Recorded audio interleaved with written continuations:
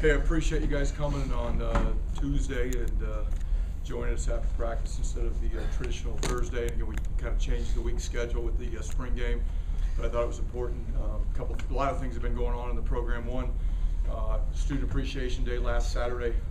I can't say enough about the students that showed up into the bubble on Saturday to support our players, interact in some of the stretching routines that we did and some of the drills that we did.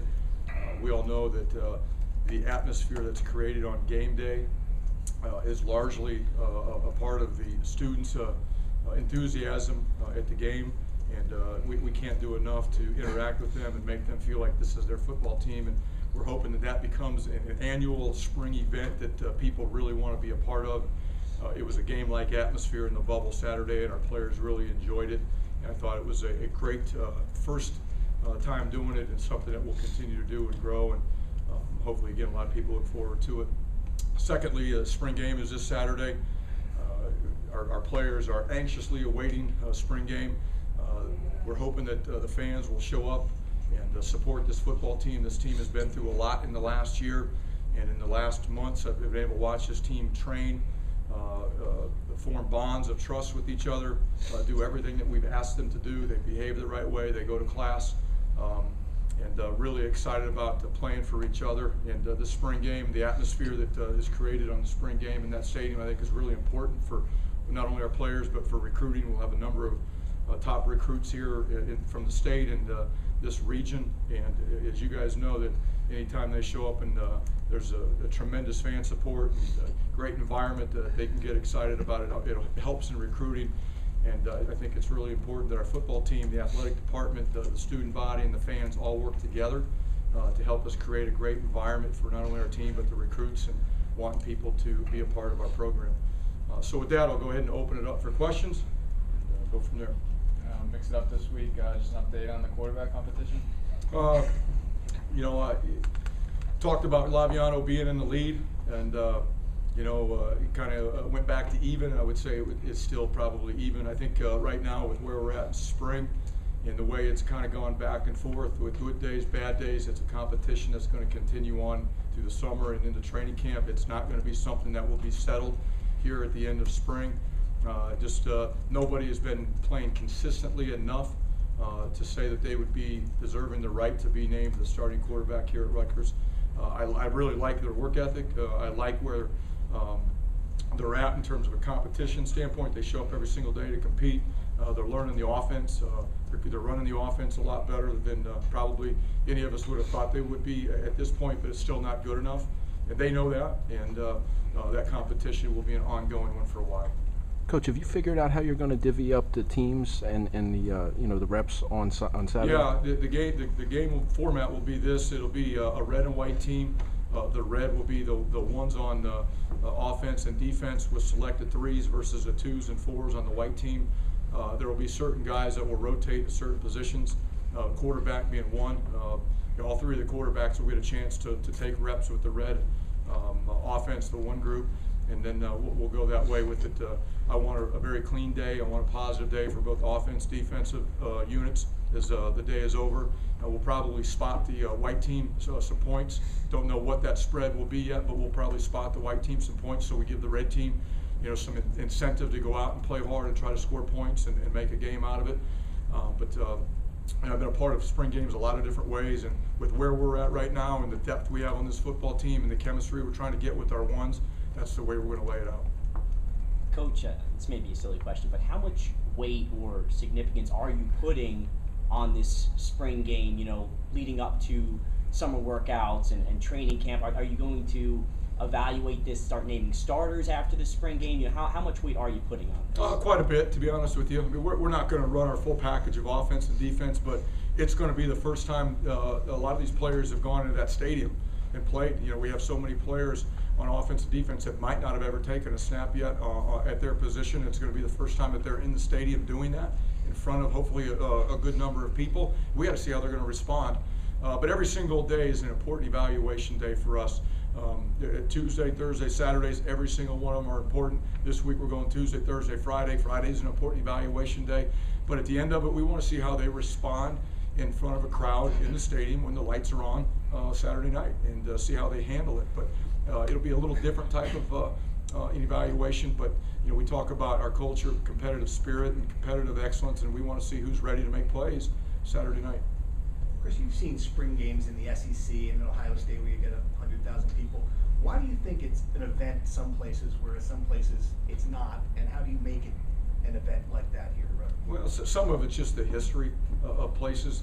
Some people have been doing it for so long, and it's just kind of expected that there's really two seasons. There's the fall football season, and there's the spring football season. And that's not the culture everywhere, but it is at certain places. It's not something that just happened. So it had to start at some point. It had to be built at some point.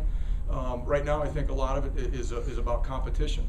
A lot of universities are competing to see who can have the best spring game attendance or best spring game environment, and that's what they're doing. And I'll be honest with you, I hope we can get into that race at some point, that we create a great spring day environment.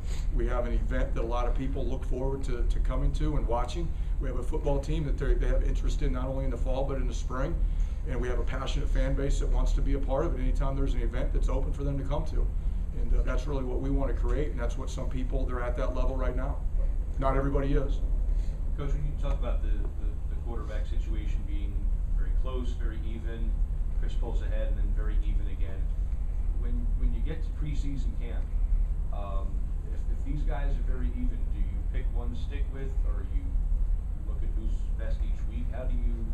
What are you open to? Yeah, we got to find out who's being the most consistent. We want them to be consistent every single day, and if we're not getting that every single, we got to evaluate why. Do we got to coach it different? Do we got to ask them to do something different? Do they have to do something different? We got to evaluate why. But as we move forward, if they stay fairly even, there are going to be some criteria that we have to determine that will help us decide who's going to be the starting quarterback here in the fall. But ideally, you want it to be one guy? Ideally, yeah, that would be the ultimate goal. But again, if that's not what we get to, if Chris or Hayden or Gio, they all do certain things differently, or one does something better than the other, and it's situational quarterbacking, then we'll take a look at that. I'd prefer not to do that. We had to do it at Ohio State last year with Cardale Jones and JT Barrett based on situations, as the season unfolded. I'd like to avoid that, and I think we will avoid that, but we just, right now it's still an open competition, and we need the guys to continue to fight and scratch and claw to be as good as they can be. And a lot of it's going to be who the other players trust too. Chris, I know every coach does it a little differently. How much will you actually do on-field coaching yourself in the spring game, or will you hand it off to the coordinators? I'll be honest with you, I'm coaching every day I go out there. Whether it's a spring game or a walkthrough, a practice, I'm gonna go out there, I'm gonna coach. I'll stand behind the offense and watch from behind. That's what I do every practice, and I pick and choose my moments to go coach someone on offense. Mostly it's defensive guys. I'm not. It's not my nature to be hands off and just let everybody else coach. I want it done a certain way, and I'm more involved with the defense right now. I'll make coaching points to certain offensive players. Spring game will be no different, but I'll stand behind the offense out on the field and be able to help manage the game the way that I want it to be managed. But I'm looking for certain things, and if there's an opportunity to coach on offense or defense, or we'll do some punts with our punt team, I'm going to do it. And then obviously we saw you knighted a couple guys today. How much, if that means they're game ready, how much should the fans or us read into who getting knighted, as far as maybe they're at the top of the depth chart at their position? Right now, the depth chart doesn't necessarily have anything to do with it. Right now, I would say guys getting his black stripe removed and being knighted, he's demonstrated some of the core values that we want. He shows up every single day with enthusiasm. He's a grinder, works extremely hard. He's got a passion for excellence, and he tries to get better and be the best that he can be. And at the end, again, he's selfless, and he's working extremely hard, making the right decisions for the other guys in his unit. And the guys that have gotten that black stripe removed and been knighted demonstrate those core values right now every single day. Doesn't necessarily mean they're the one at their position on the depth chart yet, though. It just means they're going to help us in some capacity on game day. Coach, how are you changing the culture here? One, we clearly defined the type of culture that we want, and it's constant communication, education, and motivation. to make the right decisions and build the type of habits that we want here. We're setting a certain set of standards, and we talk to the players about it's not the standards we set, it's the standards that we tolerate. And right now we're not tolerating anything but the high standards that we have set, and substandards are not tolerated. But it's just constant communication and education and motivation. And building the culture never ends. It's daily, it's hourly, and it's constant reinforcement of what we're doing.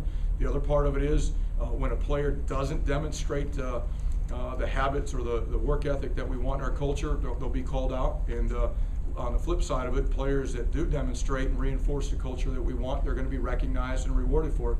Part of that's the Champions Club that we have, that a lot of you guys heard about after quarter 1. That's what a lot of that is. It's rewarding the guys for behaving and performing the way we want them to do it here in our culture here at Rutgers, and we're rewarding and recognizing those guys. You're not just talking about on the field. No, it's socially, it's academically, and athletically. 2 more questions. Chris, the Ring of Honor drill, obviously pretty intense. Any concern about with all the violent collisions? Any concern about head injuries? There's any time you put the helmet on in the game of football, and you go to combat with somebody, there's always concerns about that. But our number one thing here is player safety. We're never going to put a player in what we would consider an unsafe drill. Is there contact and collisions that happen in that drill? Yes, but they're very minimal. The distance between those contacts are very small. It's really like offense and defensive linemen every snap. You know, they go about that same distance and about the same type of contact every snap. So again, player safety is number one. If I thought that was a drill that we were going to put our players in position to potentially get concussions, I would not do it at all, and been doing it for quite a while and had not had issues. But if that started to become an issue, we would end it right away. Chris, do you have a spring game memory or moment, maybe in Fayetteville or Columbus, where you walked out and you saw the crowd and you said, all right, football's big here, or something that just sticks out? Well, yeah. I mean, at Ohio State, let's be honest, you guys saw the attendance at the spring game they had last Saturday. 2 spring games I was a part of there. The attendance was off the charts, especially the one there in 2015 after we won the national championship. It was over 100,000. You walk out there, you're like, wow, this is a spring game. This is big time, and you know it's important to people, and they're very passionate. Again, just because they don't show up to the spring game doesn't mean that the football's not important to the fan base. They're not passionate about it. It just means that they really want to go out and watch, you know, a good product, and that's really our job. We want to build a football team that people want to go watch, and they want to do it all year round. Anytime that it's an open opportunity to go, they go do it, and it's an event. And right now, some places have really cool events in the spring for the spring games, and the Big Ten, I think, is kind of leading the way with those events. The SEC and the Big Ten are I think, probably far and away above any other league in terms of the spring game attendance and the support by the fans for their teams. And again, I don't know what to expect Saturday. I hope it's a very good turnout. And I think we have a very passionate fan base. I think there are a lot of people that care about Rutgers football, and I'm hoping they show that support here in the spring like they will in the fall. Thank you, guys.